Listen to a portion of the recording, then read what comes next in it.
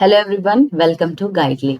तो जो लोग भी जैब 2025 एग्जाम्स को टारगेट कर रहे हैं उन सभी के लिए वीडियो काफ़ी ज़्यादा फ्रूटफुल होने वाला है, क्योंकि मैं यहाँ पर आप लोगों को पीपीपी पढ़ाती हूँ जिसमें हम इंपॉर्टेंट कॉन्सेप्ट्स को देखते हैं। यानी कि प्रीवियस ईयर में रिपीटेडली जिस कॉन्सेप्ट से क्वेश्चंस आए हैं उस कॉन्सेप्ट को मैं यहाँ पर आपके साथ डिस्कस करती हूँ। साथ में एक प्रीवियस ईयर से रिलेटेड क्वेश्चन मैं आपको कराती हूँ और एक ऐसा होमवर्क प्रोवाइड करती हूँ ताकि आप बढ़िया तरीके से यहाँ पर जैब एग्जाम्स की प्रिपरेशन कर सको। तो जो लोग भी मेरे इस चैनल पे नए हैं जल्दी से जाएं और मेरे चैनल को सब्सक्राइब करें ताकि आपको चीज़ों की टाइमली नोटिफिकेशंस मिलती रहे। बढ़िया तरीके से पढ़ाई कीजिए। यहाँ पर कोई भी प्रॉब्लम आती है कमेंट सेक्शंस चैट सेक्शंस में आप लिख सकते हैं। डाउट हो रहा है आप हमसे पूछ सकते हैं। तो मॉड्यूल ए का चैप्टर 2 है जिसमें पार्ट 1 हमने देख लिया था और पार्ट 2 आज देखेंगे। तो पार्ट 2 में प्रोसीड करने से पहले पार्ट 1 में एक सवाल मैंने आप लोगों से किया था, उस सवाल का जवाब मैं आपको यहाँ पे पहले प्रोवाइड कर देती हूँ, फिर हम आगे प्रोसीड करेंगे। क्वेश्चन था, which of the following stages in the money laundering process involves hiding the sources of illegal funds by passing them through numerous financial transactions. अब कल मैंने आपको बताया था 3 लेयर्स होते हैं, 3 स्टेजेस होते हैं। तो यहाँ पर जो है पहला स्टेज होता है प्लेसमेंट, दूसरा होता है लेयरिंग एंड तीसरा होता है इंटीग्रेशन। तो ये कौन से स्टेज की बात कर रहा है जिसमें आप hiding the sources of illegal funds होता है? तो ये आपका लेयरिंग होता है। तो option B is the correct answer. आगे हम बात करेंगे stages of financing of terrorism. तो इसमें 4 स्टेजेस होते हैं, तो वन बाय वन करके चारों स्टेजेस को समझेंगे। पहला स्टेज होता है आपका रेजिंग। अब रेजिंग में क्या होता है? रेजिंग में terrorist organisations get supported from their supporters. तो यहां पर इनका सपोर्टर कौन होता है? या तो कोई इंडिविजुअल हो सकता है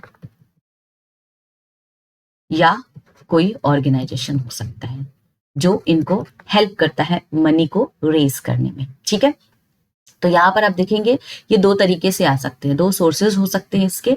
पहला इलीगल सोर्स भी हो सकता है और लीगल सोर्सेज भी हो सकते हैं। तो लीगल अगर सोर्स की बात करूं तो चैरिटी हो गई, डोनेशन हो गया, एनजीओज वगैरह हो गए, इनसे आ सकता है।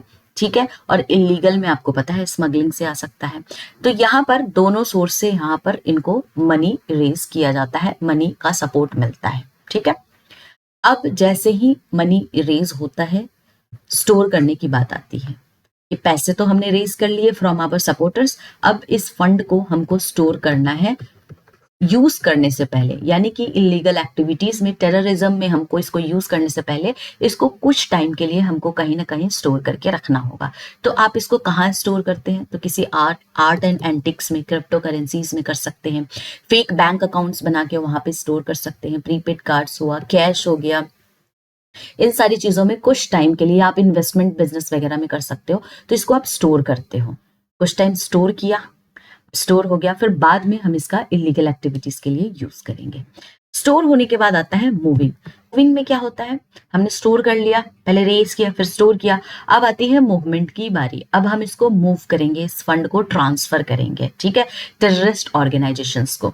तो जैसे कि मान लीजिए टेररिस्ट ग्रुप है, उनका कोई सपोर्टर दूसरी कंट्री में रहता है, तो यहाँ पर हम इस पैसे को कहाँ पे मूव करेंगे? अदर कंट्रीज में, वाया बैंक और वाया जो भी आपके मनी के सोर्सेस होते हैं वहां से हम इसको मूव कर देंगे टू अदर कंट्रीज। ठीक है, चाहे वो कुरियर के कैश कुरियर हो सकता है, क्रिप्टो करेंसीज हो सकता है। इससे क्या होता है? इससे जो एक्चुअल सोर्स ऑफ मनी होता है ना कि कहाँ से आया है वो हाइड हो जाता है। तो इलीगल अगर सोर्स से आया है तो ये पता नहीं चलता है, इसको हम मूव कर देते हैं from the supporters, with the help of supporters. अब जैसे ही आपका मूविंग हो जाता है, पैसे चले जाते हैं, फिर बारी आती है इसको यूज करने की।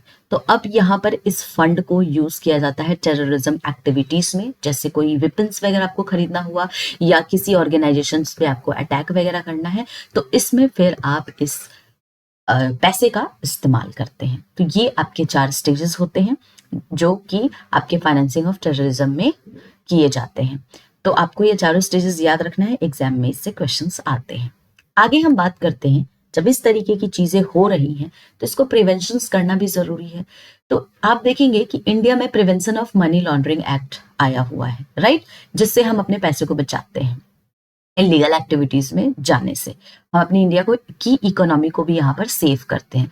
तो एक्चुअली में जो प्रिवेंशन ऑफ मनी लॉन्ड्रिंग है, इसका ऑब्जेक्टिव क्या है? तो इसका बड़ा ही सिंपल सा ऑब्जेक्टिव है कि हमको जो हमारा जो फाइनेंशियल सिस्टम है जिसका इस्तेमाल मनी लॉन्ड्रिंग में किया जा रहा है उससे बचाया जा सके। यानी कि क्रिमिनल एक्टिविटीज जो हमारे बैंक अकाउंट्स में हो रही है, इलीगल तरीके से जो पैसा हमारा ट्रांसफर किया जा रहा है और ड्रग्स स्मगलिंग इन सब में यूज किया जा रहा है, उससे बचाने के लिए हम prevention of money laundering act का यूज करते हैं। दूसरा, हम अपनी सोसाइटी को यहाँ पर प्रिवेंट कर रहे हैं from the spreading of criminal activities. अगर कोई भी इलीगल एक्टिविटीज से पैसा आ रहा है तो यहाँ पर बैंक्स क्या कर रही है, और ये एंटी मनी लॉन्ड्रिंग क्या कर रहे हैं एक्ट, तो ये फ्रीज कर रहे हैं, आइडेंटिफाई कर रहे हैं उसको एंड उस अकाउंट को फ्रीज कर रहे हैं जहां पर ह्यूमन ट्रैफिकिंग हो रही है। तीसरा होता है safeguarding the economy from financial crime. तो यहाँ पर जो इलीगल तरीके से हमारे इकोनॉमी इंडिया में जो पैसे आ रहे हैं उससे हमको अपनी इकोनॉमी को बचाना है। गलत तरीके से बचाने के लिए, इलीगल सोर्स ऑफ फंड से बचाने के लिए प्रिवेंशन ऑफ मनी लॉन्ड्रिंग को लाया गया। तो ये इसका तीसरा ऑब्जेक्टिव है। चौथा ऑब्जेक्टिव क्या होता है, यहाँ पर जितने भी सस्पिशियस एक्टिविटीज से फंड्स आ रहे हैं उनको ब्लॉक करना।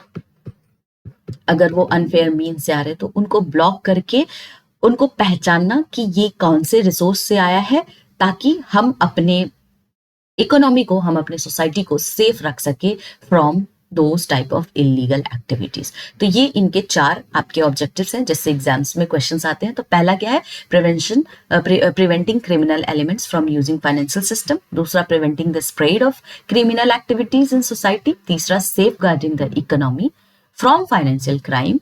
And the last one is preventing terrorist from accessing financial resources. ठीक है, तो ये 4 आपके ऑब्जेक्टिव है, आपको याद रखना है। अब हम बात करेंगे एंटी मनी लॉन्ड्रिंग फ्रेमवर्क की इन इंडिया में। तो इंडिया में जो एंटी मनी लॉन्ड्रिंग फ्रेमवर्क आया है, तो 4 यहाँ पर आपके की इंस्टीट्यूशंस हैं जो बेसिकली वर्क करते हैं। तो इन चारों का काम क्या होता है, एग्जाम में इससे क्वेश्चंस पूछे जाते हैं। तो पहला है आपका फाइनेंशियल इंटेलिजेंस यूनिट। इनका काम क्या होता है, तो इनका काम समझिए, इनका काम होता है स्टडी करना, कलेक्ट करना रिपोर्ट्स को, इंफॉर्मेशंस को, कि जो हमारा फाइनेंशियल ट्रांजैक्शंस हुआ है। यानी कि एग्जांपल से समझिए, अगर लार्ज कैश ट्रांजैक्शंस हुआ है, एक पर्सन है जो अचानक से, जिसके अकाउंट में नॉर्मल एक्टिविटी हो रही थी, यानी कि नॉर्मल पैसे का मनी ट्रांजैक्शंस हो रहा था, अचानक से लार्जर अमाउंट में पैसे आने लगे, तो यहाँ पर सस्पेक्ट हो जाता है। तो ये इंफॉर्मेशंस को फाइंड आउट करती है कि अचानक से इतना जो फ्लो ऑफ मनी आया है, या इनकमिंग हो रहा है या आउटगोइंग हो रहा है, ये कहाँ से हो रहा है। तो इसको कलेक्ट करना, इसको बेसिकली आइडेंटिफाई करना किसका काम होता है, फाइनेंशियल इंटेलिजेंस यूनिट का।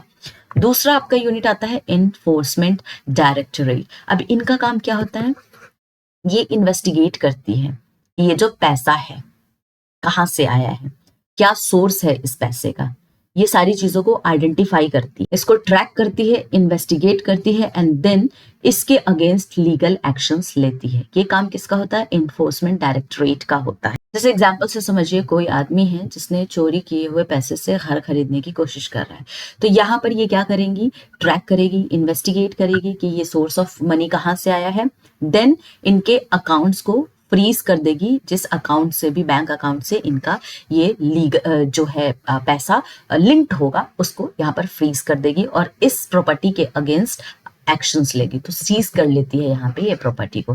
तो ये इनका काम होता है इन्फोर्समेंट डायरेक्टरेट का। स्पेशल कोर्ट क्या होता है, स्पेशल कोर्ट्स को यहाँ पर एस्टैब्लिश किया गया है हैंडल करने के लिए जो भी मनी लॉन्ड्रिंग के केसेस होते हैं।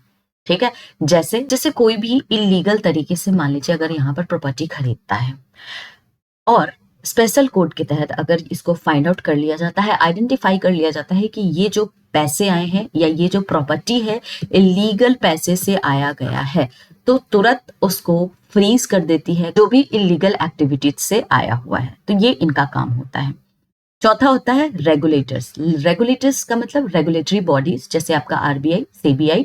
अब इनका काम क्या होता है, ये रूल्स, रेगुलेशंस, गाइडलाइंस बनाती है against the money laundering act. तो यहाँ पर आप देखेंगे कि बचाव के लिए, प्रिवेंशन करने के लिए कि क्रिमिनल एक्टिविटीज ना हो, ये यहाँ पर रूल्स एंड गाइडलाइंस को लाती है। तभी आप देखेंगे कि आरबीआई ने ये रूल निकाला है कि जब भी बैंक किसी भी कस्टमर का अकाउंट ओपन करती है तो सबसे पहले उनको आइडेंटिफाई करना बहुत ज़्यादा ज़रूरी होता है, उनका बैकग्राउंड क्या है, कहाँ से वो बिलोंग करते हैं। तो इसके लिए हम क्या करते हैं, केवाईसी करते हैं, know your customer before opening any bank account.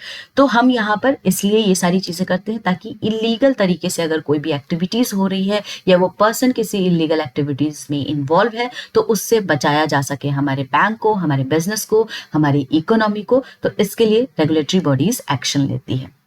ठीक है, तो अब सिंपल टर्म में चारों के बारे में मैं आपको बताती हूँ। फाइनेंशियल इंस्टीट्यूशन यूनिट क्या करती है, डिटेक्ट करती है। एनफोर्समेंट डायरेक्टर क्या करती है, इन्वेस्टिगेट करती है। स्पेशल कोर्ट क्या करती है, डिसाइड करती है। एंड रेगुलेटर्स क्या करती है, यहाँ पे गाइड करती है। ठीक है, तो चारों का बड़ा ही सिंपल में बता दिया आपको, तो इसको आप लोग याद रखेंगे, एग्जाम में इससे क्वेश्चन पूछे जाते हैं। तो ये थे आपके anti money laundering framework in India के की इंस्टीट्यूशंस। अब चलिए क्वेश्चंस करते हैं। पहला क्वेश्चन है, dash is the investigations and prosecuting authority for money laundering crime. Exam में पूछा हुआ क्वेश्चन है। 4 ऑप्शन है आपके पास, financial intelligence unit, enforcement directorate, special court and central bureau of investigation. अब मैंने आपको financial intelligence unit of India के बारे में क्या बताया है, ये कलेक्ट करती है, स्टडी करती है रिपोर्ट पे, है ना। तो इनका काम क्या होता है, यहाँ पर डिटेक्ट करना। ठीक, इन्फोर्समेंट डायरेक्टरेट का काम क्या होता है, इन्वेस्टिगेट करना। तो ये क्या करती है, ट्रैक करती है, इन्वेस्ट करती है, आइडेंटिफाई करती है चीजों को, एंड देन अगर वो इलीगल एक्टिविटीज से आया है तो उसको फ्रीज कर देती है। यहाँ पर एक्शन लिया जाता है, एक्शन लेती है, उस प्रॉपर्टी को सीज कर देती है अगर कोई भी इलीगल एक्टिविटीज से है। स्पेशल कोर्ट का काम क्या होता है, तो मैंने अभी जस्ट आपको बताया है, स्पेशल कोर्ट यहाँ पर पनिशमेंट डिसाइड करती है। ठीक है, यानी कि अगर आपने कोई भी इलीगल एक्टिविटीज से कोई भी प्रॉपर्टी बनाया है तो उसको तुरंत यहाँ पर एक्शन लिया जाता है, उसको फ्रीज कर दिया जाता है, और जो भी बैंक अकाउंट आपका इलीगल एक्टिविटीज से लिंक होता है उसको यहाँ पर फ्रीज करके उस पर एक्शंस लेने का काम स्पेशल कोर्ट करती है। ठीक है, तो ये 3 आपके कोर्ट है। और लास्ट होता है आपका, जिसको हम रेगुलेटरी बोलते हैं, इनका काम क्या होता है, रेगुलेटर्स का, वो गाइड करती है, आपको रूल्स एंड रेगुलेशंस देती है कि जब भी आप किसी कस्टमर्स का अकाउंट ओपन कर रहे हैं तो सबसे पहले उसको आइडेंटिफाई करना आपकी जिम्मेदारी है, बीइंग अ बैंक और बीइंग अ ऑर्गेनाइजेशन। तो इसमें करेक्ट आंसर क्या होगा, इन्वेस्टिगेशंस एंड प्रोसिक्यूटिंग की बात की गई है तो B is the correct answer, enforcement directorate is the correct answer. ठीक है, चलिए आगे चलते हैं। दूसरा क्वेश्चन आपके लिए होमवर्क है, what is the primary objective of storing funds in terrorism financing. 4 options है, to transfer money quickly, to keep funds safe until needed, to spend money immediately and to convert funds into cash. मैंने 4 आपको stages बताए हैं, चारों में से कोई एक स्टेज की यहाँ पे बात की जा रही है और उसमें क्या होता है ये आपको बताना है। तो चैट सेक्शंस में आप लोग रिप्लाई करें, एक्टिवली पार्टिसिपेट करें, कोई डाउट होता है तो आप लोग जरूर पूछिए। वीडियो पसंद आ रहा है लाइक कीजिए, ज्यादा से ज्यादा लोग इसको शेयर कीजिए, कमेंट कीजिए, सब्सक्राइब करना गाइस ना भूले। बढ़िया तरीके से यहाँ पर जैव एग्जाम्स की प्रिपरेशंस करें। मिलते हैं हम लोग नेक्स्ट सेशन में।